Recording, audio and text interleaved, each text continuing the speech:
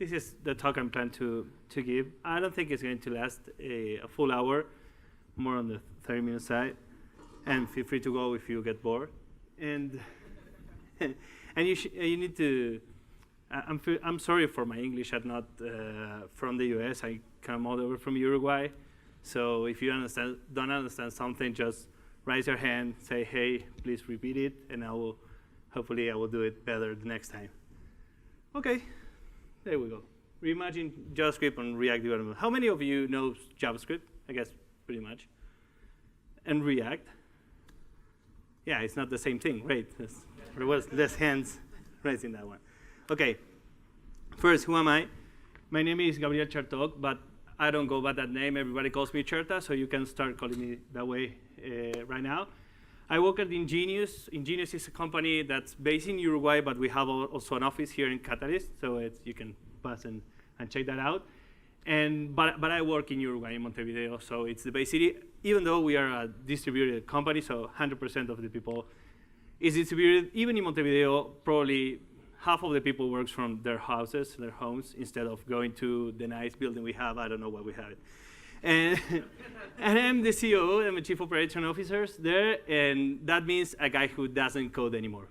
You know, like 3 years into this thing, so I can only code when I come into conferences. I talk with people like you, but I don't actually do any code. Well, some code, but not as much as I want, right? So I'm going to talk about JavaScript, but the ultimate goal of this talk is to talk about Reason, what it is. How many of you have heard at least about Reason ML? Well, very little. That's nice because this talk is about getting to know Reason a little bit better. And why I should care, right? It's important. I know JavaScript, right? You know JavaScript, most of you. So why should I care learning another language? What's the promise? What's the catch? What should I be learning here? So I would try to throw up a couple of, yeah, BoJack Horseman there.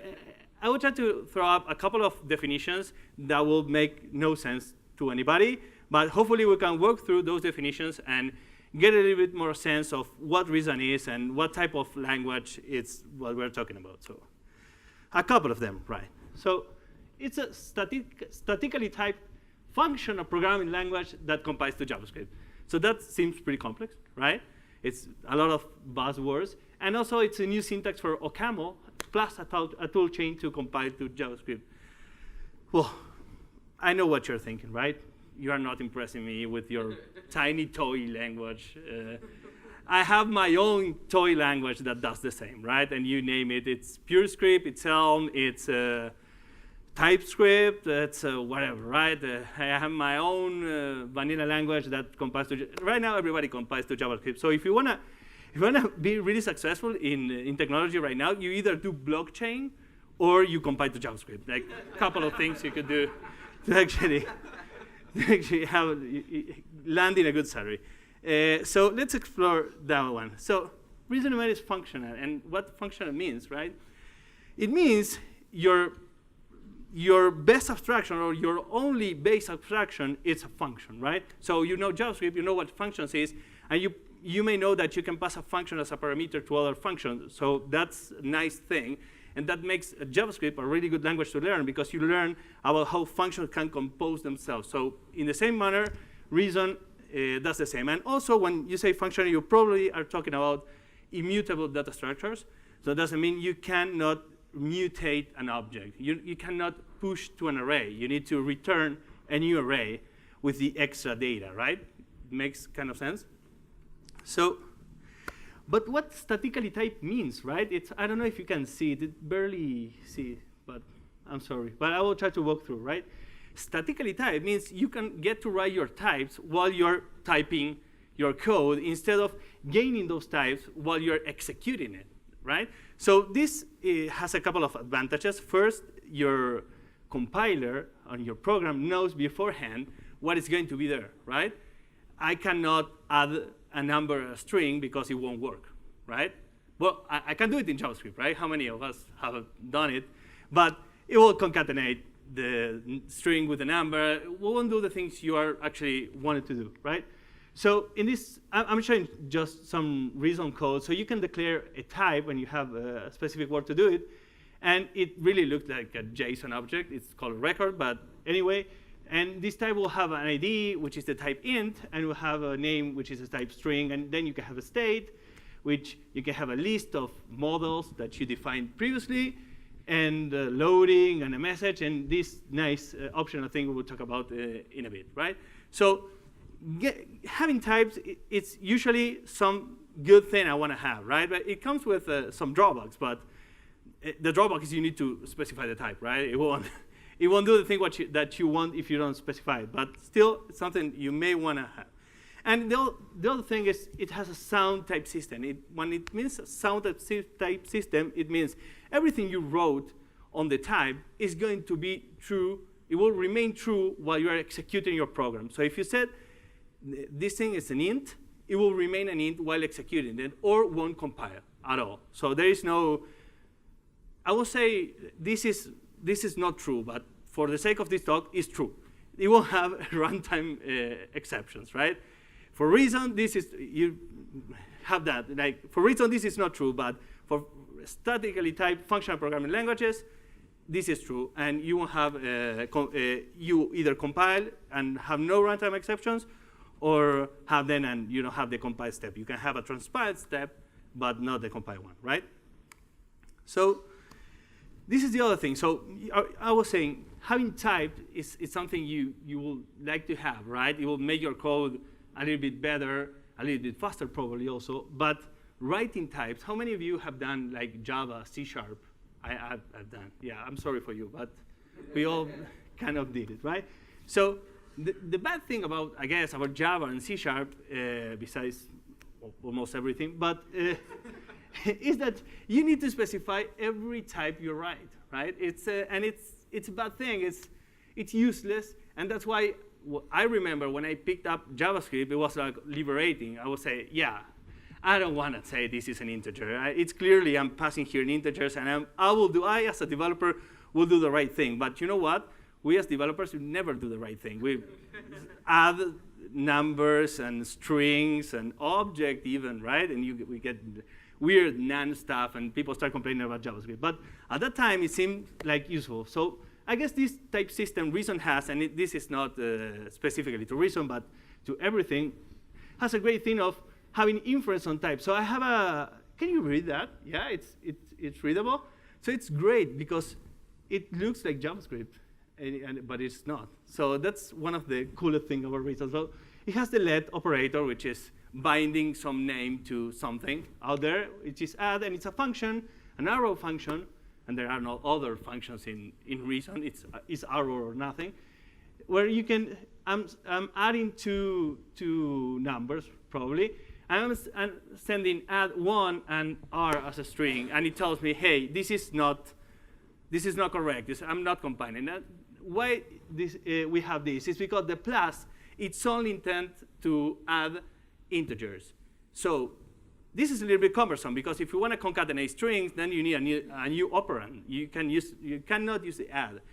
In Reason, it's like a plus plus instead of just a plus. But this is a slightly different approach, but it makes a huge difference, right? When I'm saying I'm adding something with a plus, I'm always adding 2 integers. So it's able to come and say, hey, this expression has the type string, but I'm expecting an integer. So go fix whatever needs to be fixed. And it won't compile, and it won't generate any JavaScript at the end, right? A little bit more. I add reminders to my slides because I keep forgetting, I need to show you some samples. So a little bit on the expressiveness of the type system. But for me, this is very personal. For me, it's more expressive than Java. Somebody can argue that Java is nicer and better, or maybe Kotlin or whatever, right? But for me, it's more expressive. And it has the 3 things that I really like, which is variance, pattern matching, and type arguments. And we will look at, hopefully, a web browser. It works. Yeah. So it's a demo, and it works. So that's great. This is the, oh, you are not seeing it. Gosh. And I'm not seeing anything. OK, technical problems. 1 second.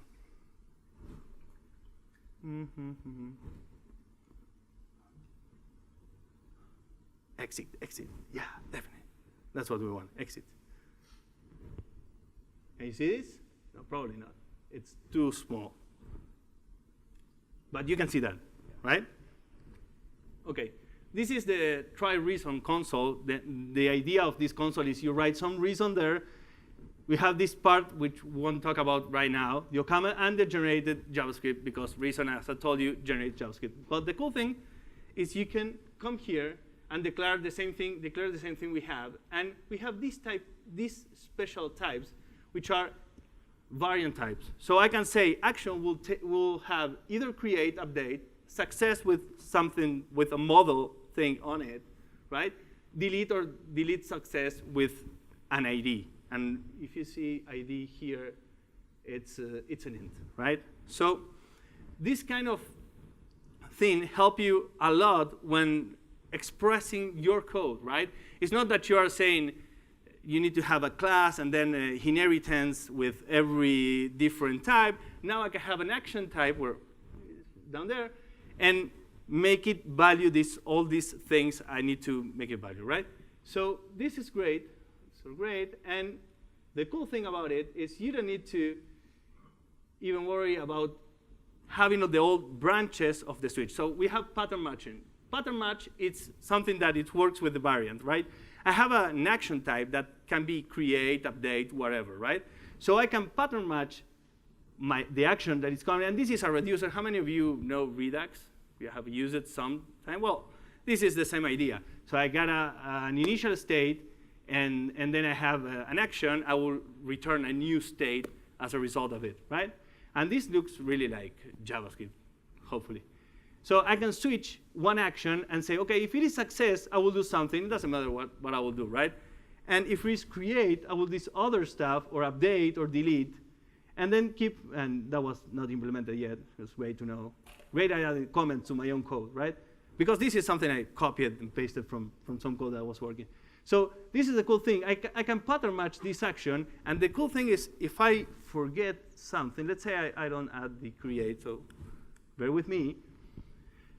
The compiler, the compiler, reason compiler will tell you, you forgot to handle a possible value here. For example, create. And this is great, because this means we have a sound type system. It will type check everything. And if you try to pattern match something that's missing, it will let you know. And again, it won't compile. Are you stick with me? Yeah? Till? Yeah? OK, that's nice. I'm not, but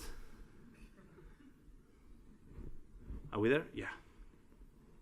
So, and the last thing I wanted to sell you, is that it's very close to JavaScript, right? It even has a JS package where you can use regular JavaScript functions like log. This is similar to doing console log, right? So that thing, I guess, it will either compile in JavaScript. It will be valid JavaScript. So for me, that coming from JavaScript, a couple of years, maybe 10 years doing JavaScript, it's a big win, right? Having a functional programming language that's statically typed, that I can read and is not total nonsense or has a lot of parentheses, like Clojure, it's something I really like, yeah, you know. But I lied to you because I said this reason compiles to JavaScript, and that's not entirely true, right? What reason does, it's compiling to the OCaml AST. Do you know what an AST, outer syntax tree, is? It's the representation of the code in a tree, actually. And once reason compiles that, you can either compile to bytecode or to native code, right? Or you can have another tool that's called BackupScript, and it's a project separated from the reason project, but it's very tight, and they work together. And you can generate JavaScript out of that OCaml AST. So basically, for doing reason, there are two parts. Reason itself and BackupScript will actually compile your reason code or your OCaml AST into the JavaScript words. And that's the nice part about the right-hand side of the try reason. You get all the JavaScript that BackupScript actually export. OK, a little bit of BackupScript. So let's say this is, remember the say hi function? This is what get exported. So it's really readable, right? I guess you cannot read the comments, but it says, hey, this is what created by BackupScript. Beware if you are actually editing this stuff. You may break some things. But still, it's a function. It does console log. It returns because, you know what? In functional programming languages, as in math, you need to return something. There is no null concept. In Reason, there is, but it's kind of faked. But you need to still return something. So it's returning the zero there. And it's exporting everything. So one of the cool things about backup script is that for every reason file you have, it will export one bs.js file. It's the same. So you can actually plug it in your own code base, execute the backup script compiler, and get the JavaScript of that reason, and edit that JavaScript, and that will be it, right? It's no more magic than that. That, for me, it's nice. The other thing, reason backup script does is export every let declaration you have. So if you have a let function, it will export it that way, even though if you're not using it. There is a way to make things private, but it thinks that you want to export everything, so that's what it does by default, right? OK. Why should I care? This is a question. I told you about this nice language, has all these great features, and I know what you're saying. For my day job, I don't care. It's like I'm writing perfectly fine JavaScript. Yeah, it has some runtime errors, or even worse, you're telling me, maybe raise your hand and say, OK, I'm doing Elm, and it's much better, right? It's much better from what you showed me, or I'm doing TypeScript, so I have types, and this works. So for me, Reason has a couple of advantages, but the first one is that it makes the right concessions, right? You can argue that how many of you know Elm? Maybe a little. Well, Elm lives up to a promise that says no runtime errors, right? And that's a great promise to live by. No runtime exceptions at all, 0 on your code. That's great because your users will experience the same experience you have while you are developing. Because, of course, users try with different set of data, and we just put John Doe on every form. And that's how it works, right? That's why we have runtime issues. So that's a great promise to live by. But the important thing is that to live for that promise is very difficult to start using it, right? It's difficult to interact with other JavaScript code we already have. And it's very difficult to actually understand the code. But at least for me, it's difficult, right? You need to change the way you're thinking, and you need to do things differently. And the same goes for TypeScript or Flow. How many of you know Flow, right? You can argue that TypeScript has types. It's really expressive. You cannot have the variants, but still you can do things and a lot of things and type check all your code. But when you need to bend your type system in order to, do something impure or something that TypeScript wouldn't like, it will let you. You can put any on TypeScript and, problem solved. I just put any on this variable and go away.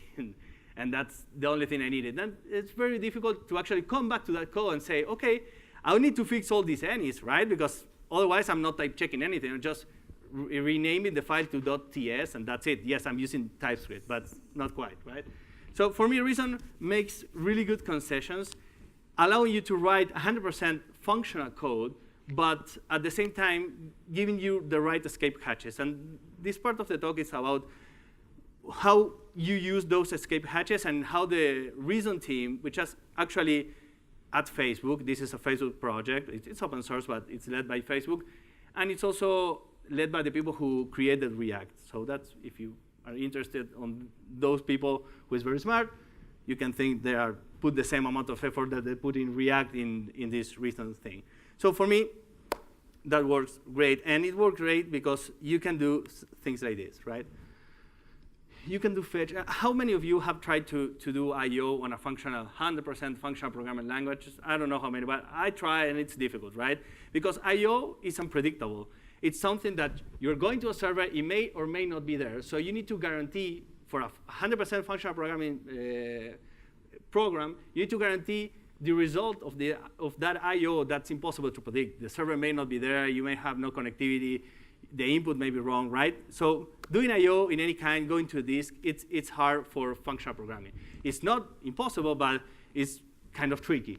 So this is the way you do side effects or I/O in Reason. So you ignore whatever comes there, because remember I told you you need to return something on a functional programming language because it's like mathematics. So you need to actually return something. They give you that think of, OK, I'm going to, everything that's here, ignore the result, right?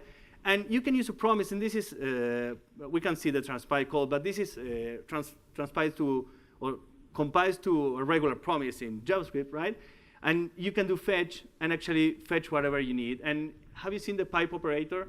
It's actually turning the thing down. So instead of doing resolve of the code object of JSON, does it the other way around. It's the only thing you need to know. And it doesn't matter how it works by carrying. And you only need to know that instead of doing that chained thing the other way around, the opposite, you can use the pipe, right? So doing side effects, it's easy. At least it's easy for me in Reason. There's a lot of things that are really cool. The other thing I really like, Elm does it this way as well.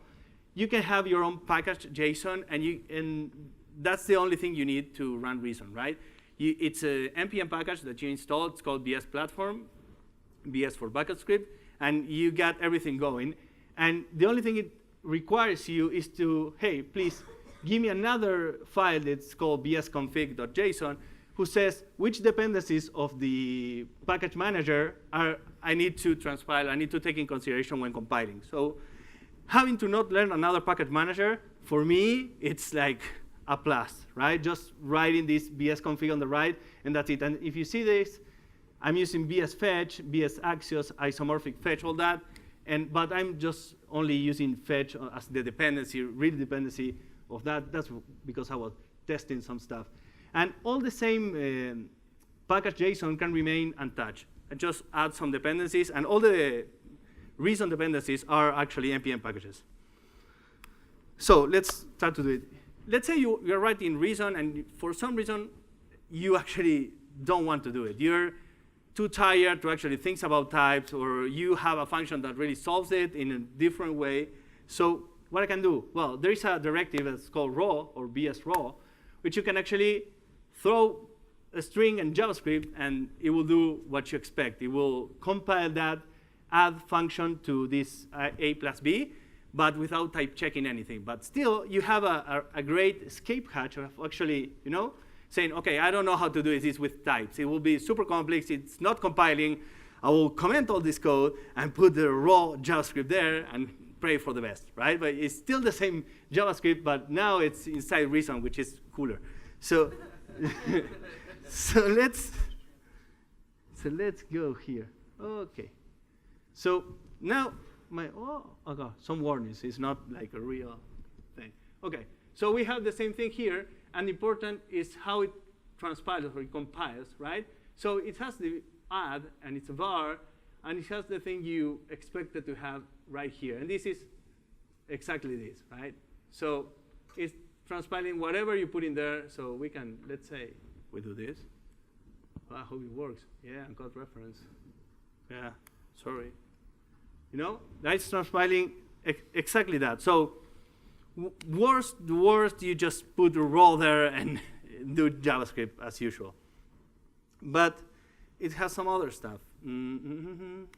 Yeah, val. This is more interesting, I guess. So let's say you have something that are at your window level, like set interval, timeout, or clear interval, that you want to use, right? And you actually want to state type. You don't want to do, you can do raw and do this whole thing I'm doing, and that will be fine. But let's say you want to keep doing with the type because we agree that types are good and something you want to have, right? So you can use the val directive and the external keyword to say, OK, I'm going to define something that should be in the context of the compiled JavaScript, but it's not here, but I'm going to give it type. So interval, and that's how you put types, like colon and then the type. And this is the first type, I guess, we saw that we really needed to add.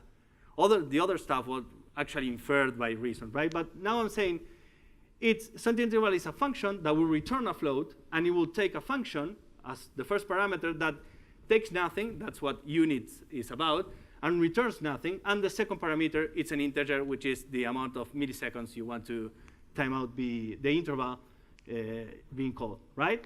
Or your callback being called in the interval. So the same for timeout and the same for clear interval is it receives a float and returns nothing, right? Returns a unit. So you can still do that, and we will see now on the sample the the compiled JavaScript code, but you can do all that and still have the compiled thing. So let's, I think I'm boring you, but you're sorry. Like, it's here for half an hour, another half an hour. So, okay, you can do this, right? And you can still have the string, know the string to float thing. Let's do the concatenation without it, right? So let's remove this and remove this. So what happens? Here, Okama says, hey, this has a type float, but somewhere wanted a type string. So it's saying the plus plus operand wants a string on the right side, and you hand me over a float, so please change it. So we typed a function that's not typed in JavaScript. Well, this is not statically typed on JavaScript, right? And we made it work this way. So we have the both, I guess, the both words, which is having types on reason, but still consuming stuff from JavaScript land, hopefully. Somebody got asleep already, or just hanging there? Just hanging there. Perfect. OK. Lastly, we have BS module, right? So I have module here. This is the first one. You don't see the comment, but it's unicornize.index/index.js. And the thing that it does, it adds unicorns at the size of your string, right? So let's say I want to consume that very important module from a reason code. I should be able to do it, right? Well, you have the BS module directed. That's another file. When you can keep using the external keyword and say, OK, I'm going to define unicornize, and it will return me. It's a function that receives a string and returns a string, which is what we have down there. And I will pass the path where unicornize module is, right? And then I can use it, and it will log unicornize the unicorns and develop them on the side, right? So that's another way of using other people's module. And that's great, because you can incrementally throw reason code into your project and use modules you've developed in other, in other languages like JavaScript.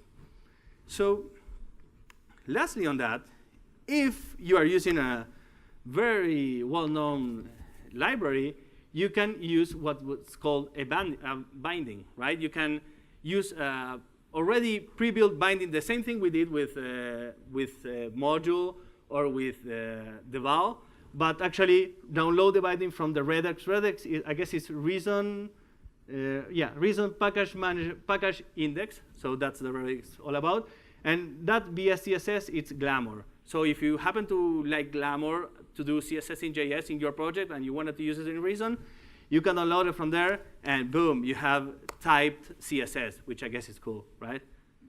Because I'm always mistaking the CSS keyword, so if I have a type for that, that's nice. OK, lastly, these people, a language is good, but you need to have some kind of framework to actually use it. But not some kind, that's not true, right? I know that people are going to kill me for saying that, but in order to be productive, you need to use a framework or something, right? You cannot rely only on Reason and doing JavaScript and typing inner HTML and doing stuff, right? You need a framework. So the same people who created Reason React, and that's cool, because Reason React is not a binding of the framework. It's not like the same example I showed, BS-CSS, which are Glamour bindings to Reason. It's actually a rewrite of the framework that you can communicate with regular React components. So things that make sense in React, in Reason React, goes into Reason React, and things that do not make sense, like updating state with a set state function, do not make it into. There are other ways to actually do it, right? And we will take a look on this right now. So, OK, Reason sample. Sample time.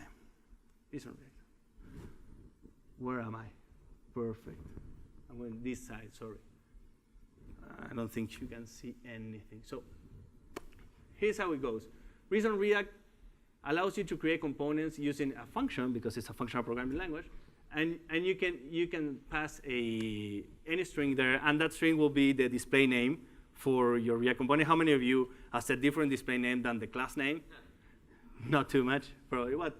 So the display name for the React thing will be button, and I will get a component. And this component is a record. That means it's a fixed amount of properties and values, right, that I can override. And then a make function. Remember I told you that you're in a top-level module, but you're still in the module in this file. So you need a make function. This is what Reason React will look for and will invoke when you're trying to paint this component, right? This make function, we won't see this right now. This function will return the same component and will spread, similar to JavaScript, spread operator works, right? But I will override a render function with this new thing. We will take a look now. So far, so good. I'm spreading a new component and overriding only one function. The OCaml has classes. You can use them, but Reason React people chose to use records and overriding with spreads instead of actually using classes, which is, I guess it's the right choice because we're in a functional programming language. It doesn't make any sense to override, to extend from an object like you do in regular React and override the render method, right? But just overriding here.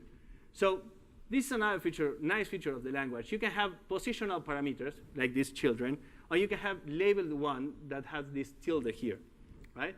So this means I will put if I put tilde content and something, that will be that parameter. It doesn't matter in any order you call them. You call the make function. And last parameter will be children. That's a positional instead of a labeled one. That's another thing. And the Reason React team translated this into props and children. So yeah, a labeled parameter is a prop. So I can pass a content prop here. And the children is the last thing you have. So it's a convention, right? It will always require a children. And if you happen to know a little bit of functional programming, because the compiler is checking your types, because I'm not using children, I just underscore it for the compiler to not give me a warning, hey, you're not using children. We can see how it complies. It says, right, in use variable children. So if you wanna, if you need to pass that because otherwise it won't compile, right? If I remove children from here, it will tell me, hey, I'm passing you a last parameter and you're not, the make function doesn't have it, right? So I just put the underscore. Same with the self. You don't need to know what self is right now. But the cool thing is that this other stuff, this question mark means this is a maybe type. So remember we said that this is fully typed. So as in a prop, you can pass a prop or not pass it, right? So how do we model that in a functional programming language? Well, you should say, hey, it may be there or it may not. And the cool thing about this, you can say with that question mark, and the cool thing about doing this is once I wanted to use it, Reason or OCaml compiler will tell me, hey, you need to handle the case where nothing gets passed. And how many of you have failing React component because somebody didn't pass a prop? It happened to me, right? So because everything is typed, it will let you do, hey, I will switch context, I will pattern match this, and this is a special type that's some, and you have something, and this is the text I pass to content, so I will output content, or none, which is nobody passed anything to this make function, and I will put default, right? And here you have hello Denver. Let's change that. Let's not pass any context, right?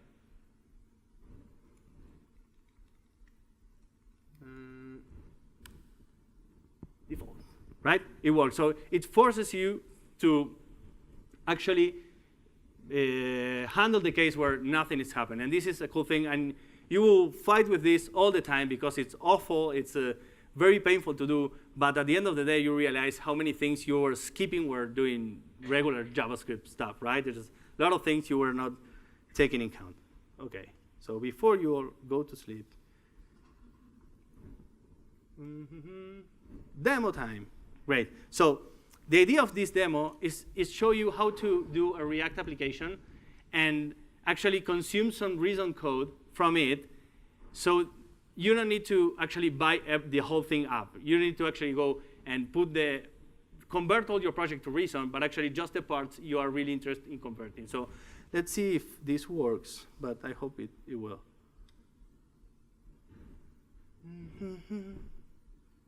Perfect. Here, nobody can see anything. I hope you can see that, right? So this is the thing. I have a couple of, let's see the app, right? Because I built a nice app for this. It will take some time, and this all the develop Denver talks, because I will tell you, they're exposing a JSON file that has no cores, so I was able to actually grab it and list everything. But that's nice. That was nice because I could use it for my demo, right? So some part of this application is regular React and JavaScript, and some others is just Reason code, right? Doing his stuff. So let's see which part is which. And I built the two samples. But we're running out of time, and I don't want to bore you anymore. But this is a final version, which I have an app right here. So, you know, regular stuff. I'll do a fetch on did mount and go to here. You should definitely put some course rules there. I will put this. I will interpret the JSON and put the data. And I added a delay. I don't know why. I really wanted to show that this was coming from the server. And I map over a talk component. And this talk component is over here. It's JavaScript, right? But the only trick is that this small component, it's coming from Reason. So if you have a BS, like the norm is bucket script will output whatever .bs.js, so you know it's generated from bucket script and not a coworker did it, right? So I'm using this profile picture here as a regular React component and passing props and all that, and it's working. So let's see how that other thing was built. And you can see here. Well, this is a little styling, but I have my make function, right? Remember, it took a source name, a class name that may not be there or not be there. Let's collapse this one. May or may not be there. An author name and some children that I actually don't need. Then this is the tiny profile picture we saw in the, not the big one, but the profile one.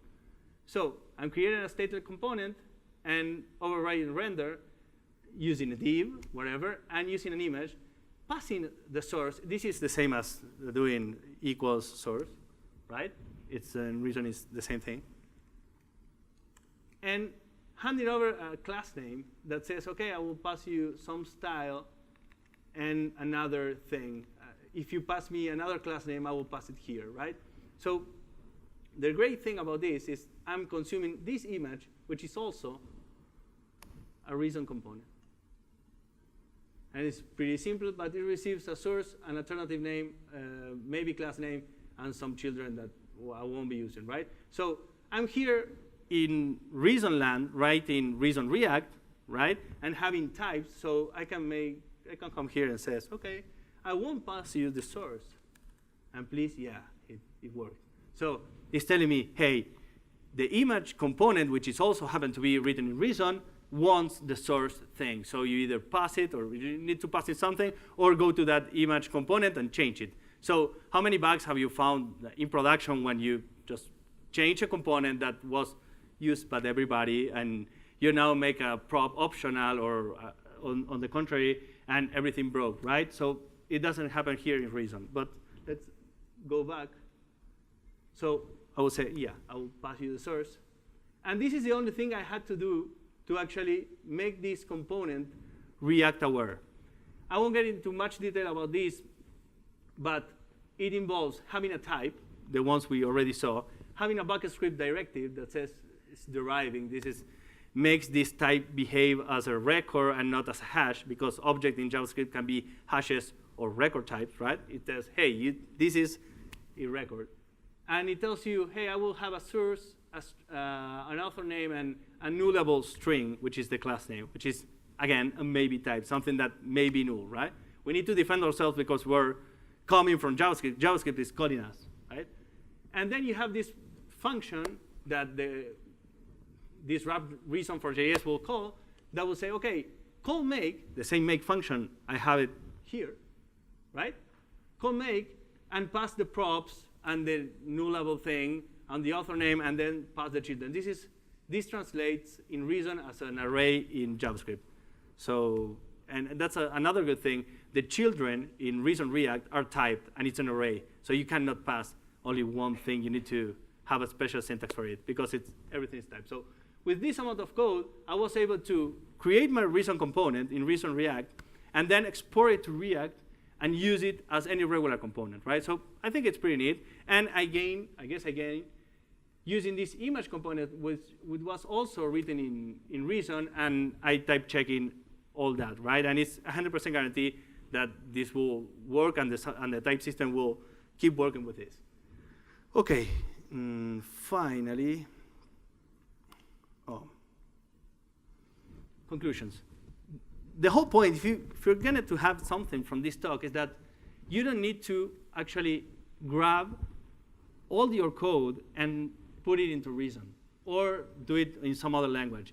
It can be incremental. I have an application that I just showed you that has an extra NPM task to compile Reason to JavaScript, and then you can version your JavaScript files generated by BackupScript in the same way if they were authored by you. So for me, Reason is a good alternative of actually stepping into the functional programming without compromising the whole project. So it's an easier sell to a manager, because no manager will tell you, yeah, well, we're doing Elm, you know?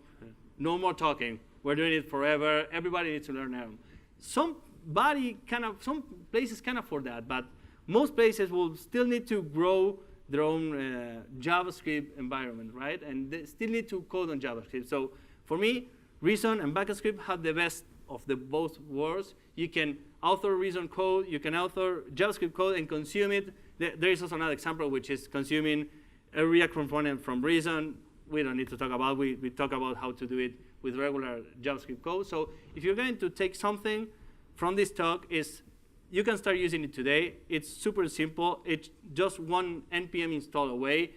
You can do whatever you want. You can even have a Reason file and put BS raw and write JavaScript, and you will be using Reason, and you can put it on resume. Hey, I've used Reason. But it's something. Take that advice. You can start using it today. I am using it at Ingenious. We are using it. We're very pleased that it's working. And thank you. Have anything else? Questions?